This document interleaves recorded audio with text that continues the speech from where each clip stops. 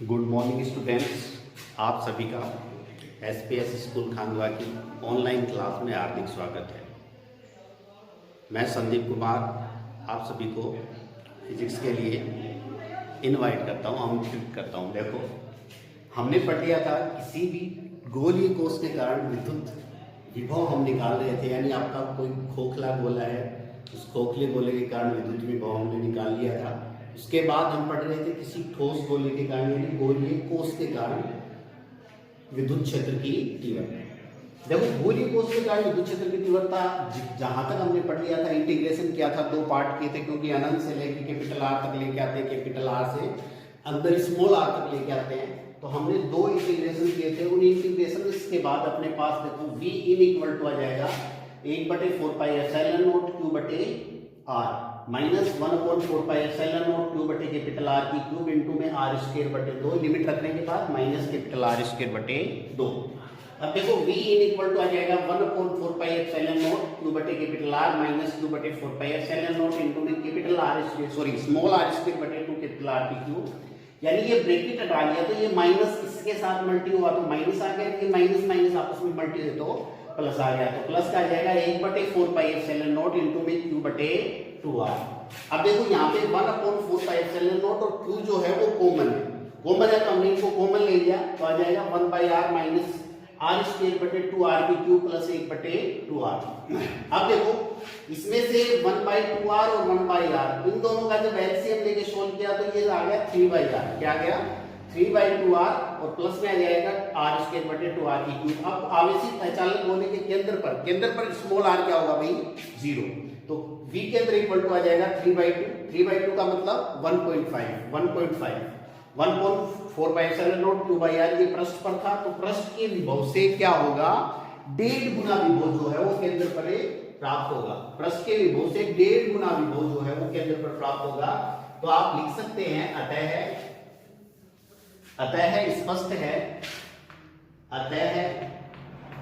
स्पष्ट है कि केंद्र पर विभव का मान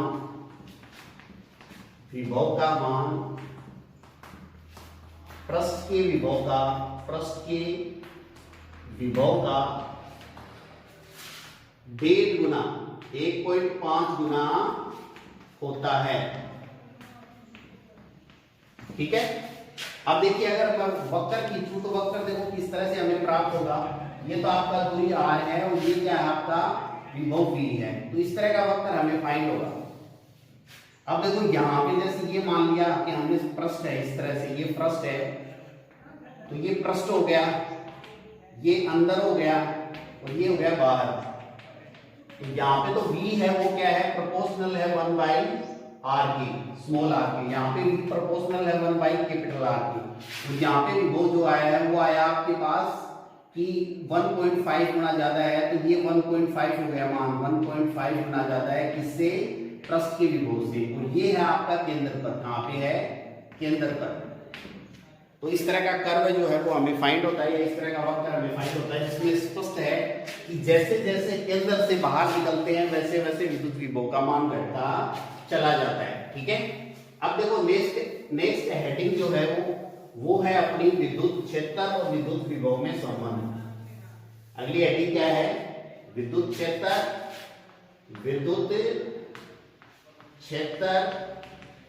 तथा विद्युत विभव में संबंध।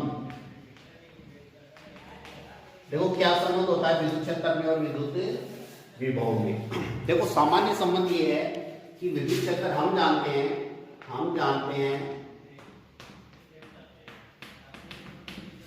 किसी अल्प लंबाई dl पर E विद्युत क्षेत्र में विभव निम्नानुसार परिभाषित होता है। अब कैसे परिभाषित होता है वो देखिए। जैसे एग्जाम्पल के तौर पर आपने मान लिया कि dV है आपके पास, विभव क्या है? dV। तो dv इक्वल टू क्या जाएगा, E का वेक्टर डॉट dl का वेक्टर। अब देखो दोनों का डॉट कर रहे हैं, E सदिश राशि है, dl सदिश राशि है, दोनों का डॉट प्रोडक्ट किया गया है, तो इसका मतलब जो dv आपको फाइंड होगा वो अदिश राशि होगी। अब इस डॉट को हटाएं, यदि E वेक्टर तथा dl वेक्टर के मध्य थीटा कोण बने तब dv इक्वल टू आ जाएगा E dl कोस थीटा। अब देखो dl का भाग दे दे तो dv बटे dl इक्वल टू आ जाएगा E कोस थीटा। ये इंपॉर्टेंट रिजल्ट है। अब देखो यहाँ पे थीटा की वैल्यू क्या हो जिसके लिए ये मैक्सिमम हो, तो हम थीटा एक बार जीरो लेके देखते हैं। तो जब थीटा जीरो लेंगे तो थीटा जीरो होने पर dv बटे dl की वैल्यू क्या होगी, मैक्सिमम। तो हम लिख सकते हैं अतः dv बटे dl मैक्सिमम के मान को विभव प्रवणता कहते हैं, के मान को विभव प्रवणता कहते हैं। अतः विभव प्रवणता ज्ञात करने के लिए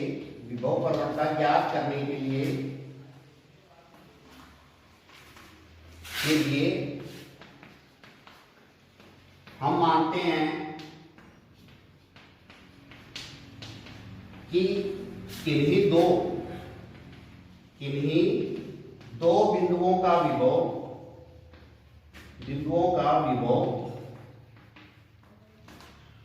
क्रमशः VA तथा VB है। अब देखो दो बिंदुओं का विभव VA और VB है, तो हम किस तरह से इसको ज्ञात करेंगे।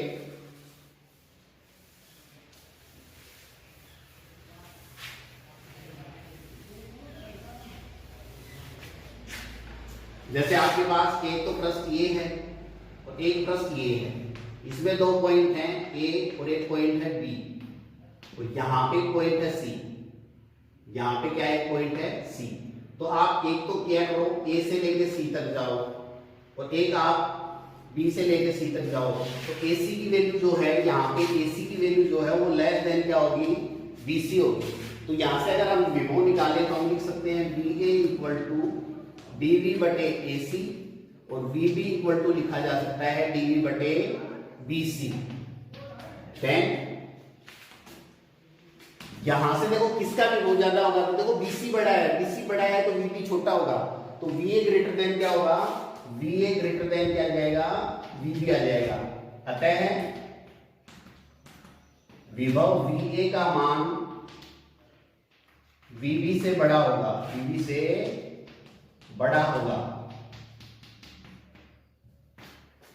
अब देखिए dv बटे dl मैक्सिमम जो है इसको हम लिखते हैं ग्रेड V। इसको क्या लिखा जाता है, ग्रेड V लिखा जाता है। अब ग्रेड V जो होता है उसको किस तरह से डिनोट करते हैं, तो ग्रेड V जो है उसमें E और E के जो पद हैं उनको लिखा जाता है। तो E के पद अगर हम लिखना चाहें तो ग्रेड V को किस तरह से लिखा जा सकता है, अतः ग्रेड V इक्वल टू क्या जाएगा, देखो ग्रेड V इक्वल टू आ जाएगा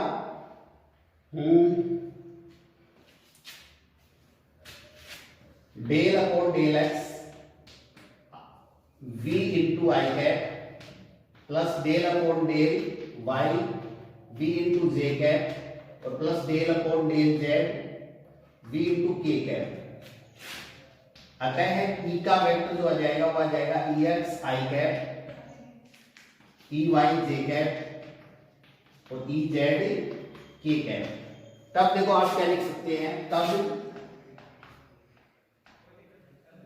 V इक्वल टू आ जाएगा, या फिर E इक्वल टू निकाला जा सकता है। E इक्वल टू EX की वैल्यू रखी minus del upon del x V i cap plus del upon del Y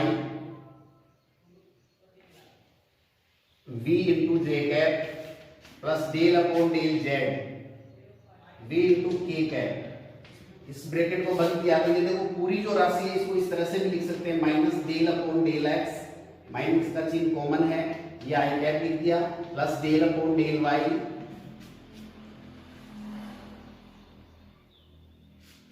plus del upon del y j cap लिख दिया और plus del upon del z k cap लिख दिया और B रख दिया बाहर। अब ये जो राशि है इसको डेल संकारक बोलते हैं, तो E इक्वल टू लिख सकते हो आप E equal to minus del संकारक इनटू डेल V, जहां पे डेल संकारक जो है डेल्टा संकारक बोलते हैं इसको। डेल्टा संकारक की वैल्यू जो है वो क्या आएगी, डेल्टा संकारक की वैल्यू देखिए क्या आती है,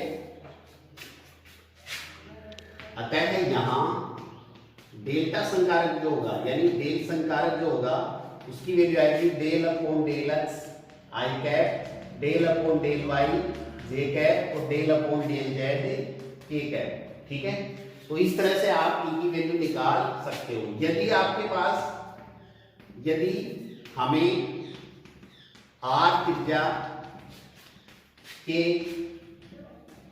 किसी गोले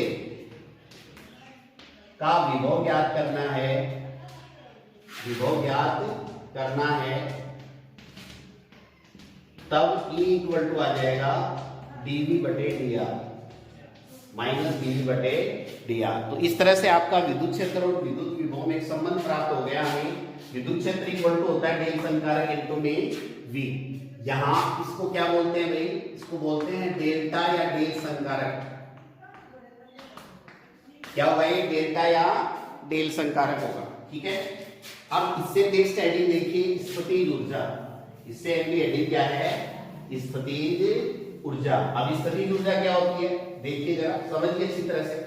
हमें पता है कि स्थितिज ऊर्जा जो है वो क्या होती है, किसी आवेश को अनंत से विद्युत क्षेत्र में किसी बिंदु तक स्थापित करने में किया गया कार्य क्या कहलाता है, स्थितिज ऊर्जा। देखो बच्चों, स्थितिज ऊर्जा, गतिज ऊर्जा, कार्य, ये तीनों राशियां एक ही होती हैं, लेकिन इनके अलग अलग मान हमें प्राप्त होते हैं, क्योंकि जब स्थितिज ऊर्जा होती है तो वस्तु स्थिर रहती है, जब चलने लग जाती है तो गतिज हो जाती है, और उसको चलाने में जो काम करना पड़ता है वो कार्य कहलाता है। तो इसी तरह से हम इसको अलग अलग प्रकार से परिभाषित कर सकते हैं, लेकिन यहां पे हम आवेश की स्थितिज ऊर्जा करते हैं। आवेश की स्थितिज ऊर्जा, आवेश की स्थितिज ऊर्जा क्या है, देखो ध्यान से।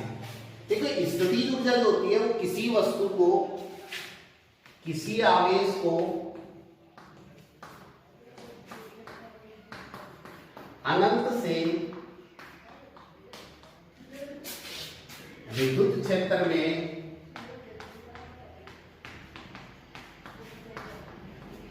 स्थित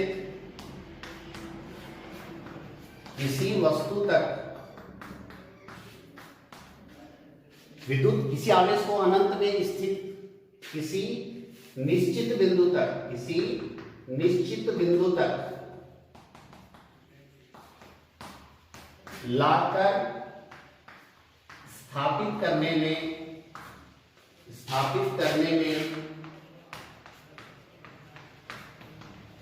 किए गए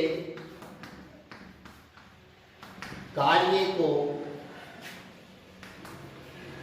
स्थितिज ऊर्जा कहते हैं।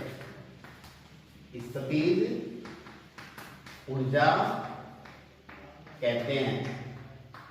ठीक है, यानी स्थितिज ऊर्जा क्या होगी, किसी आवेश को अनंत से विद्युत क्षेत्र में स्थित किसी निश्चित बिंदु तक लाकर स्थापित करने में किए गए कार्य को स्थितिज ऊर्जा कहते हैं। अब देखिए स्थितिज ऊर्जा जो होती है उसे, इसे U से दर्शाते हैं। इसे किससे दर्शाते हैं, U से दर्शाते हैं।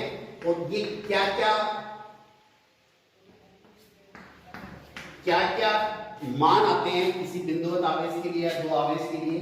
तो पहला पढ़ते हैं एकल आवेश की स्थितिज ऊर्जा। एकल आवेश की स्थितिज ऊर्जा, एकल आवेश की स्थितिज ऊर्जा क्या होती है, देखो मान लिया हमने, माना किसी बिंदु A पर, माना किसी बिंदु A पर कोई आवेश Q स्थित है। माना किसी बिंदु A पर कोई आवेश Q स्थित है तथा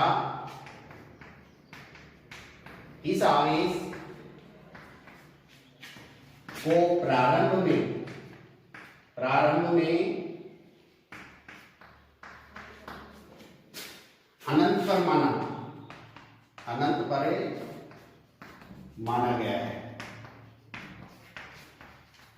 तब प्रारंभिक इस आवेश को कहां पे माना गया है भाई? अनंत पर माना गया है। तब इसे अभीष्ट बिंदु या इसे ए बिंदु तक लाने में किया गया कार्य, तो किया गया कार्य क्या होगा? किया गया कार्य बराबर होता है आवेश गुणा विभव। किया गया कार्य W1 इक्वल टू हो जाएगा आवेश और गुणा में ए बिंदु पर विभव। तो देखो आवेश को मान लिया कि हमने क्यू लिया है। आवेश क्या मान लिया? क्यू लिया है या Q1 लिया है। आवेश Q1 स्थित है तो Q1 ले लिया। अब Q1 आवेश को ए बिंदु पर लाएंगे तो ए बिंदु पर आवेश हमने मान लिया ए को अनंत पे है, तो ए बिंदु का आवेश अनंत पर होगा तो ए पर तो कोई आवेश होगा नहीं, और जब ए पर कोई आवेश नहीं होगा तो इसका मतलब ये है कि यहाँ पे विभव का मान भी 0 होगा।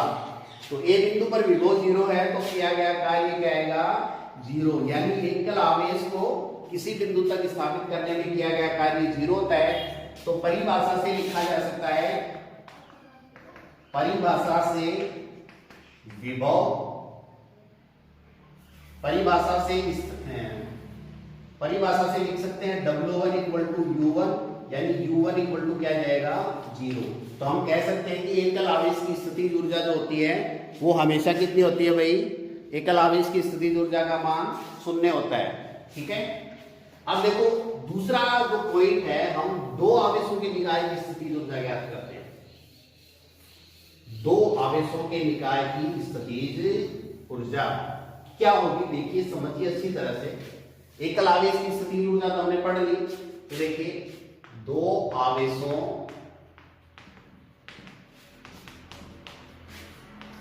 के निकाय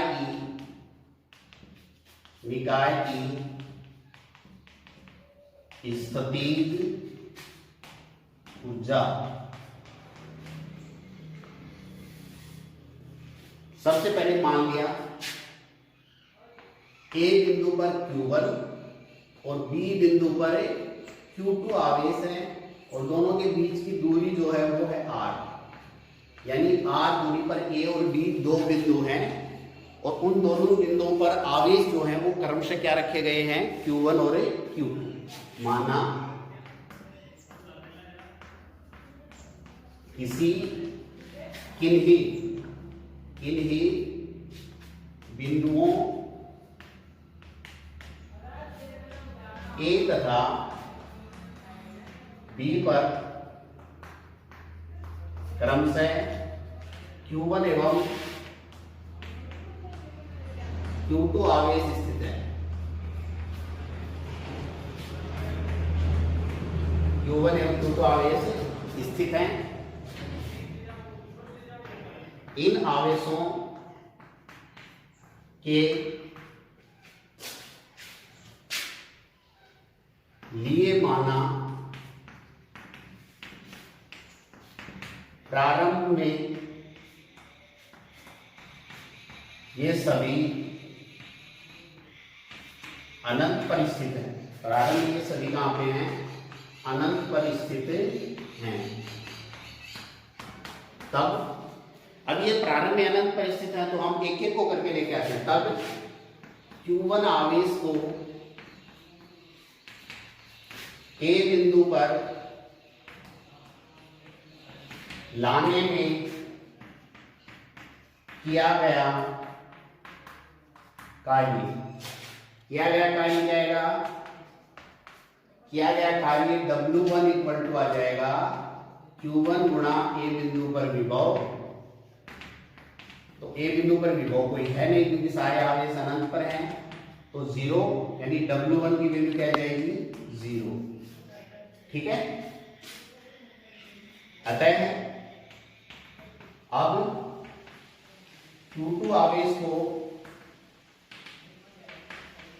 B बिंदु तक लाने में किया गया कार्य W2 इक्वल टू आ जाएगा आवेश गुणा B बिंदु पर विभव। अब देखो बी बिंदु पर अब विभव निकाला जा सकता है क्योंकि हमने Q1 आवेश को ए बिंदु पर स्थापित कर दिया है। तो देखो आवेश हो जाएगा Q2 और बी बिंदु पर विभव निकालते हैं तो इसको मैंने VB लिख दिया, क्योंकि VB इक्वल टू आ जाएगा 1/4 पाई एप्सिलॉन नॉट और Q1 बटे में R। तो W2 की वैल्यू आएगी, W2 इक्वल टू आ जाएगा Q2 गुणा 1/4 पाई एप्सिलॉन नॉट गुणा में Q1 बटे में R। अब देखो W2 और W1 दोनों जाएंगे, किया गया कुल कार्य, इसको ऐसे लिखा जा सकता है 1/4 पाई एप्सिलॉन नॉट इनटू में Q1 Q2 बटे में R। यह आ जाएगा W2, यह आया था W1 और W2 जो है वो किया गया कुल कार्य को प्रदर्शित करेंगे, तो दोनों का योग आ जाएगा किया गया कुल कार्य।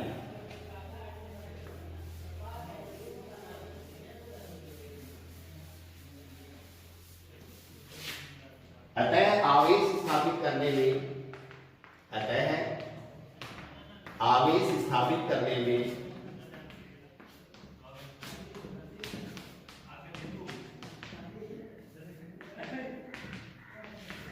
किया गया।